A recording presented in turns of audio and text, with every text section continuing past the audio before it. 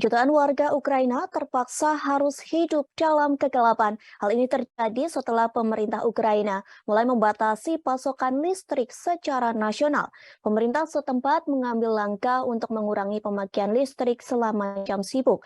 Pemadaman ini menjadi pertama kalinya dilakukan Ukraina selama invasi berlangsung. Pembatasan ini buntut dari rentetan serangan rudal Rusia yang merusak sejumlah infrastruktur. Presiden Ukraina Volodymyr Zelensky mengatakan sepertiga pembangkit listrik di Ukraina telah hancur. Layanan darurat Ukraina melaporkan ada sekira 1.100 kota dan desa yang kini gelap gulita.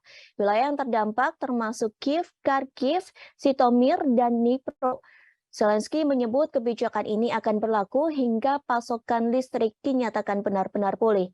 Sebelumnya, Rusia melancarkan serangan rudal pada Rabu 19 Oktober, menargetkan pembangkit listrik tenaga batu bara atau PLTU Buristin. Serangan ini membuat dua fasilitas di dalam kompleks PLTU terbakar dan mengalami kerusakan yang parah.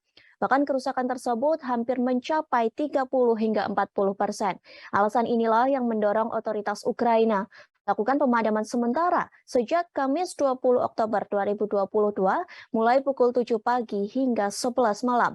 Pemutusan aliran listrik ini bertujuan untuk meminimalkan penggunaan listrik, mengingat saat ini pasokan di fasilitas PLTU Brisin telah mengalami krisis.